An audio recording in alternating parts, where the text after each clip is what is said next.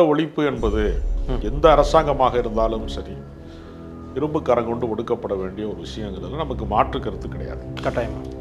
ஆனால் அதற்குள்ளே அரசியல் ஆதாயம் அடைவதற்கான ஒரு முன்முயற்சிகளை அரசியல் கட்சிகள் எப்போதுமே செய்து கொண்டே இருக்கிறது.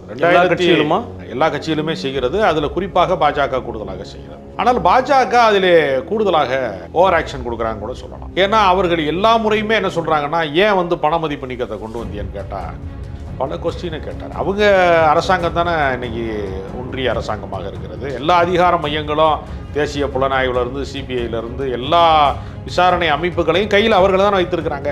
தேசபக்தினா இன்னைக்கு என்ன ஆகி போச்சுன்னா, பாஜக காரன் சொல்கிற பொய்யை பூரா நம்புனா தேசபக்தர், அது பொய் தான் சொன்னால் தேசத்துறை. ரொம்ப சிம்பிள் லாஜிக். அப்போ என்னன்னா, தேர்தல் வந்தால் மிரட்டல் வருகிறது, தேர்தல் வந்தால் வெடிக்குண்டு அதுவாகவே வெடிக்கிறது தேசபக்தியை நிரூபிக்கிறதுக்காக. அதுக்குன்னு டிடிஎஃப் வாசன் வீட்டுக்கு இல்லாமல் சார் மிரட்டல் விடுவாங்க. ஆமாங்க, அங்கே வந்தால் தானே நியூஸ் ஆகும். யாராவது ஒரு சுப்பிரமணிய வீட்டில், ஆறுமுகம் வீட்டில், யார் வீட்லையாவது கிராமத்தில் வெடிச்சுன்னா நியூஸ் ஆகாதுல. பிரபலங்கள் வீட்டில் வெடிச்சா தானே நியூஸ் ஆகும்.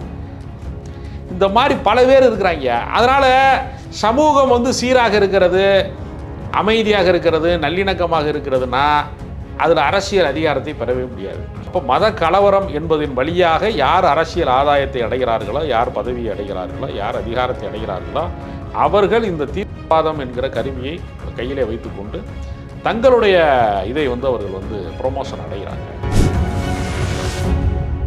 50க்கும் மேற்பட்ட உலக நாடுகளில் 100 கோடிக்கும் அதிகமான ஆகாயம் தமிழ் பார்வையாளர்களுக்கு பேரன்பும் திருநன்றி.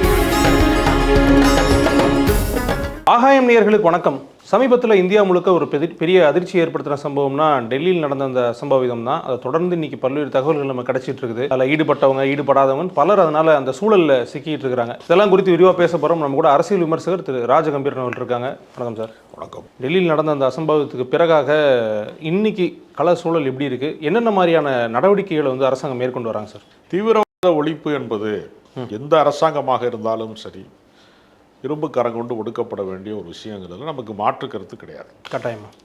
ஆனால் அதற்குள்ளே அரசியல் ஆதாயம் அடைவதற்கான ஒரு முன்முயற்சிகளை அரசியல் கட்சிகள் எப்போதுமே செய்து கொண்டே இருக்கிறது. எல்லா கட்சிகளுமே செய்கிறது. அதில் குறிப்பாக பாஜக கூடுதலாக செய்யும். காங்கிரஸ் ஆட்சி காலத்தில் அப்படி நடந்திருக்கு.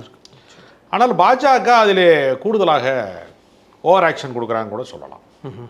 ஏன்னா அவர்கள் எல்லா முறையுமே என்ன சொல்கிறாங்கன்னா, ஏன் பண மதிப்பு நீக்கத்தை கொண்டு வந்தியன்னு கேட்டால், ஏன் கருப்பு பணத்தை ஒழிக்கிறோம்னா தீவிரவாதிகள் புலங்குறாங்க, அதைத்தான் நம்மகிட்ட சொன்னாங்க. ஆனால் உண்மையிலே செத்தது தீவிரவாதிகளான்னு கேட்டால் பொதுமக்கள் தான் செத்தான் 150 பேர் வரிசையில் கண்டு.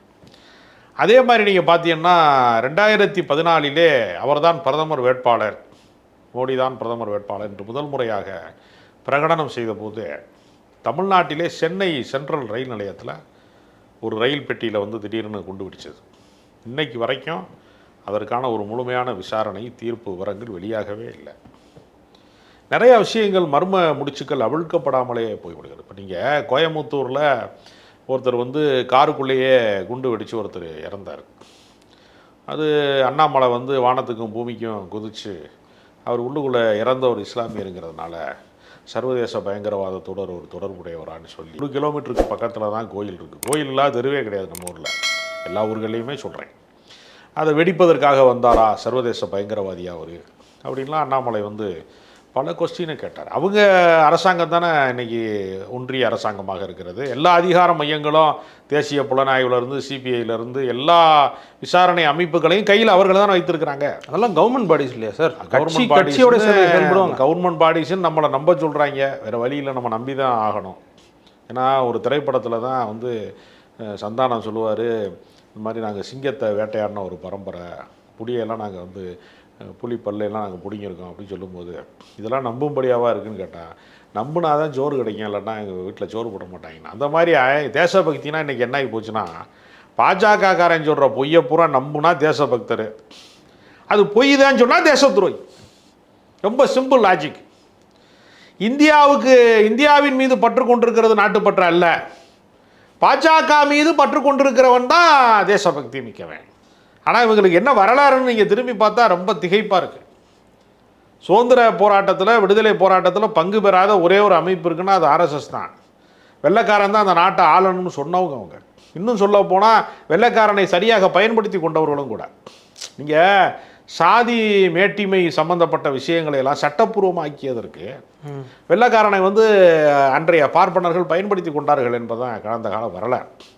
அப்போ அதே மாதிரி கோயம்புத்தூர் குண்டு வெடிப்பில் இறந்தவரை அது சிலிண்டர் வெடித்து இறந்தாரா என்னங்கிறது இன்றைக்கு வரைக்குமே தெரியலை. கேட்டால் சர்வதேச பயங்கரவாதம் பரவிருச்சு அப்படி பண்ணி நீங்கள் தானே ஆட்சி ஆள்றீங்க. இப்போ நான் வடபழனியில் இருந்து கோயம்பேடு போகிறதுக்குள்ளே 3 சிக்னலில் என்னைய 3 முறை போட்டோ எடுத்துடுறாங்க. என்னடான்னு கேட்டால் சிக்னலை தாண்டி போயிட்டார், சீக்கிரமாக போயிட்டார், வந்து ஹெல்மெட்டு போடாமல் போனார் அப்படின்னு போக்குவரத்தில் வந்து ஆட்டோமேட்டிக்காக கேமரா வந்து நம்மளை வந்து டபக்குன்னு படம் பிடிக்குது. சாமானியனை இப்படிலாம் பிடிச்சிடுறாங்க. ஆனால் தீவிரவாதியை பிடிக்கிறதே இல்லை. 150-200 கிலோமீட்டர் உள்ளே வந்து பகல்காம் தாக்குதல் நடத்திட்டு பத்திரமா மறுபடியும் ஒரு 200 கிலோமீட்டர் பயணம் பண்ணால் இது என்னன்னே தெரில. சர்ஜிக்கல் ஸ்ட்ரைக்லாம் பண்ணி கட்டுப்படுத்தினாங்களே. அதாங்க சம்மந்தப்பட்டவன் வந்தவன் யாருன்னு தெரில. ஆனால் பாகிஸ்தானில் அவன் எங்கே பயிற்சி விட்டாங்கிற இடம் மட்டும் தெரியுங்கிறாங்க. உள்ளே வந்துட்டு போன தடையை மட்டும் தெரியலைங்கிறாங்க. நாங்கள் வந்து குண்டு வெடிச்சிருச்சு, சிந்தூர் பண்ணிட்டோம், நாங்கள் பொட்டை அழிச்சிட்டோம் அப்படிங்கிறாங்க. அப்போ என்னென்னா பாதுகாப்பு நடவடிக்கையில் நமக்கு வந்து மாற்று கருத்து கிடையாது. இது பாகிஸ்தானோடு போர் நடத்திய காங்கிரஸ் காலத்தில் நடந்திருக்கு. இதற்கு முந்தைய அரசாங்கங்களும் இந்திரா காந்தி காலத்துலலாம் நடந்திருக்கு. பாகிஸ்தானை 2ஆக உடைச்சு பங்களாதேஷ்னு ஒரு நாட்டையே உருவாக்கக்கூடிய வரலாறு நமக்கு இருந்திருக்கு. அதுலலாம் நமக்கு வந்து மாற்று கருத்து கிடையாது. இந்த நாட்டினுடைய பாதுகாப்பு உறுதி செய்யப்பட வேண்டும். ஆனால் தேர்தல் நேரத்தில் புல்வாமா தாக்குதல் அவங்க தர வழியாக போய் 40 பேரை நாங்கள் பலி கொடுத்தோம் அப்படின்னு இதை யார் நமக்கு சொன்னது? இது தேர்தலுக்காக நடத்தப்பட்ட ஒரு பலியாக இது மாறியது. இராணுவ வீரர்களை தேர்தலுக்காக பலியிட்டு விட்டார்கள்னு நம்மளா சொன்னோம்? பாஜகக்காரன் தானே சொன்னான். சத்யபால் மாலிக்னு சொல்லக்கூடிய காஷ்மீரினுடைய ஆளுநர் தானே சொன்னார். அவங்களுக்குள்ள கருத்து வேறுபாடு வரும்போது உண்மையை போட்டு உடைக்கிறாங்க. அப்போ நீங்கள் வந்து இந்த நாட்டினுடைய ரகசியங்களை வந்து இராணுவ ரகசியங்களை விஸ்கிக்காக வந்து காட்டி கொடுத்தவர்கள், முக்கியமான ஃபைலை கொடுத்தவங்க, இன்னும் நிறைய வரலாறு இருக்கு அவங்களுக்கு. அதனால் நம்ம என்ன சொல்கிறோம்னா, இப்போ இந்த ஆதிக்க சாதிக்காரன்லாம் சொல்லுவேன், நாங்கள் அருவா பிடிச்சி வெட்டினா தான் வெட்டோம், நீங்கள் வெட்டினா வெட்டாதுங்கிறான். யார்? ஆதிக்க சாதிக்காரன். அருவாவுக்கு தெரியுமா பிடிச்சிருக்கிறவன் வந்து படையாச்சியா, பட்டியல் இனத்தை சேர்ந்தவனா, முக்குளத்தோரா, இல்லை 2 குலத்தை சேர்ந்தவனான்னு தெரியுமா? அதுக்கு அருவா யார் பிடிச்சாலும் வெட்டோம். அது மாதிரி தானே வெடி உண்டு. இஸ்லாமியர் வச்சா தான் வெடிக்கும், ஆர்எஸ்எஸ்காரன் வச்சா வெடிக்காதுன்னு என்றைக்காவது வெடி உண்டு சொல்லியிருக்காரு நம்மளை பார்த்து. அப்போ அழிவு சார்ந்த விஷயங்களை தடுக்க வேண்டிய பொறுப்பு அரசாங்கத்துக்கு இருக்கிறது. அதில் சார்பு நிலை எடுக்கக்கூடாது. ஆறுமுகம் வீட்டில் வந்து ஒரு நாட்டு வெடிகுண்டு வெடிச்சிருச்சுன்னு வச்சுங்க, அது லோக்கல் கேஸுங்க.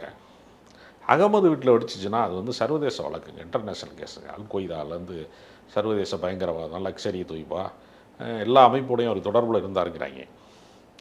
இப்போ நமக்கு என்னென்னா, வன்முறை ஒழிக்கப்பட வேண்டும், பயங்கரவாதம் ஒழிக்கப்பட வேண்டும், அதில் நமக்கு மாற்று கருத்து கிடையாது. அதில் பாரபட்சமான, இப்போ நீங்கள் பாருங்கள், ஒரு 3 டாக்டரை பிடிச்சிட்டு போய் விசாரணைங்கிற பேரில் கூப்பிட்டு போய் அப்புறம் 3 பேருக்கு சம்பந்தம் இல்லைன்னு நமக்கு சொல்கிறாங்க. நீங்கள் டாக்டர் எங்கேயாவது வந்து நான் இது ரொம்ப ஆச்சரியமாக இருக்கிறது. 2500 கிலோ வெடிமருந்து வச்சுருந்தார், 3000 கிலோ வெடிமருந்து வச்சுருந்தார். டாக்டர் வந்து மாத்திரை வச்சுருப்பார், மருந்து வச்சுருப்பார், டானிக்லாம் வச்சுருப்பார், இன்ஜெக்ஷன்லாம் வச்சுருப்பார். 2500 கிலோ வெடிகுண்டு வச்சுருப்பாருங்கிறது இருக்குல்ல. அவர் புல்வாமாவிலேயே பிறந்தவர், அதனால அவர் 2500 வெடிகுண்டு. இப்போ பிறக்கும் போது வெடிகுண்டோட பிறந்துட்டான்னு மட்டும்தான் அவங்க சொல்லலை. ஒரு தீர விசாரணை வருவதற்கு முன்பே ஒரு தீர்ப்பு எழுதப்படுகிறதுங்க. நிறைய பேர் அப்படியே சம்பந்தமே இல்லாமல் நீ அந்த அமைப்போட தொடர்பில் இருக்க, அதில் இருக்க. இப்போ நீங்கள் ஒவ்வொரு இடத்துக்காக வெடிகுண்டு மிரட்டல் வருது பார்த்துருக்கீங்களா? திடீர்னு பார்த்தா புதிய தலைமுறைக்கு வருது, அடுத்த நாள் ரஜினிகாந்த் வீட்டுக்கு வருது, யூடியூப் பண்ணுறவங்க வீடு கொண்டு வைக்கிறாங்க, எல்லார் வீட்டுக்குமே வருதில்ல. இதெல்லாம் யார் அனுப்புகிறாங்க அப்படின்னு ஒரு கேள்வி இருக்குது. ஹோக்ஸ் மெயில்ஸ்ன்னு சொல்கிறாங்க. இதை கண்டுபிடிக்க முடியாது அவனால். அப்போ என்னன்னா, தேர்தல் வந்தால் வெடிகுண்டு மிரட்டல் வருகிறது, தேர்தல் வந்தால் வெடிகுண்டு அதுவாகவே வெடிக்கிறது, தேசபக்தியை நிரூபிக்கிறதுக்காக. அதுக்குன்னு டிடிஎஃப் வாசன் வீட்டுக்கெல்லாமா சார் மிரட்டல் விடுவாங்க? ஆமாங்க, அங்கே வந்தால் தானே அது நியூஸ் ஆகும். யாராவது ஒரு சுப்பிரமணிய வீட்டில், ஆறுமுகம் வீட்டில், யார் வீட்லையாவது கிராமத்தில் வெடிச்சிச்சுன்னா நியூஸ் ஆகாதுல்ல. பிரபலங்கள் வீட்டில் வெடிச்சா தானே அது நியூஸ் ஆகும். அதனால் உடனே மோப்ப நாய்கள் ஓடியது, நாட்டின் பாதுகாப்பை உறுதி செய்ய வேண்டும். அது எப்போ சொல்கிறாங்க? தேர்தலுக்கு முத நாள் தான் வெடிக்குது. இது என்ன தீபாவளி பட்டாசா திட்டமிட்டு வெடிக்கிறதுக்கு? இதையும் கட்சிக்காரங்க சதி பண்ணுறாங்களா? இதுலேயும் இல்லை, இதெல்லாம் எல்லாவற்றுக்கு பின்னாடியும் அரசியல் இருக்கிறது. அரசியல் இல்லாமல் நீங்கள் எந்த அசைவுகளுமே ஏற்படலை. அதைத்தான் நான் தான் சொல்கிறேனே, புல்வாமா தாக்குதலை நம்ம எல்லாரும் என்ன நினச்சோம், அந்த தேசத்துக்கு பாதுகாப்புக்கு ஒரு பெரிய அச்சுறுத்தல் நம்ம நினச்சிட்டு இருந்தோம், தீவிரவாத தாக்குதல் நினச்சிக்கிட்டு இருந்தோம், அந்த இராணுவ வீரர்களை பலியிடுவது எதிரிகளின் சதின்னு தான் நினச்சிக்கிட்டு இருந்தோம். சத்யபால் மாலிக்குங்கிற ஒரு ஆளுநர் சொன்ன பின்னாடி தானே அதற்கு பின்னால் சதி திட்டம் ஒளிந்திருக்கிறது என்பது நமக்கு தெரிய வந்துச்சு. அதனால் நான் என்ன சொல்கிறேன்னா, நேர்மையாக விசாரியுங்கள். அவன் எந்த சமுதாயத்தை சேர்ந்தவன், அதில் மதச்சாயம் பூசாதீர்கள். அதில் மதத்தை காட்டுவதன் மூலமாக ஓட்டு வங்கியை உயர்த்துவதுன்னு கோயம்புத்தூரில் குண்டு வெடிச்சிச்சு. அதில் அதிகாரத்தை அடைந்தவர்கள் யார்? இன்னைக்கு அவர் துணை ஜனாதிபதியாக வர்ற அளவுக்கு அந்த கட்சி வந்து ரொம்ப தமிழ்நாட்டில் வலிமையான கட்சியாக இருக்குது. நீங்கள் வந்து இவரை அண்ணாமலையை நீங்கள் துணை ஜனாதிபதி ஆக்குவீங்களா? ஹெச் ராஜாவை ஆக்குவீங்களா? ஹெச் ராஜாவை காரைக்குடியை விட்டு நகர விடாமல் பார்த்துக்கிறாங்க பிஜேபியில். வேறு ஊருக்கு போக விடாமல் பார்த்துக்கிறாங்க. சொந்த ஊர் பீகார் அவருக்கு. அவர் பீகாரில் போய் ஓட்டு போட்டாரான்னு தெரியல. அவங்க கட்சிக்காரங்க தான் சார் அதை பற்றி கவலை பண்ணணும். ஏன் வந்து இல்லைங்க, அவர் தேசபக்தருங்க. நீங்கள் என்ன அவரை சாதாரணமாக சொல்கிறீங்க?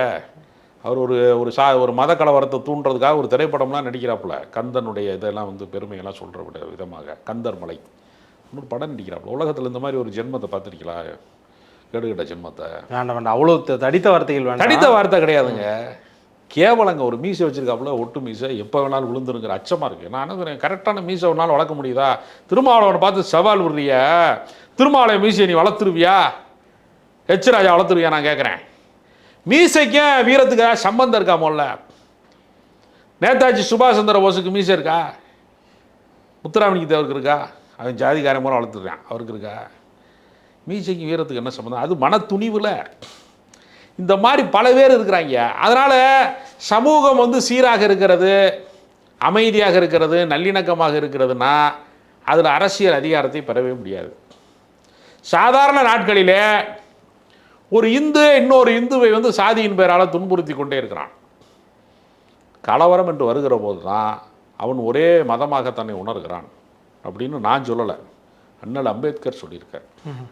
சாதிய கொடுமைகள் குறித்து சொல்லுகிற போது என்ன பண்ணுவேன், எங்கள் ஆளுகள்லாம் யார் தெரியுமா? ஊர் வேறா சேரி வேறா இருக்குது. ஏன் தனித்தனியாக இருக்குது? ரெண்டு பேரும் ஒரே சமயத்தை சேர்ந்தவர்கள், ஒரே சாமியை கும்பிட்றான், ஏன் வேறு வேறாக இருக்குது அப்படின்னு கேள்வி இருக்குல்ல.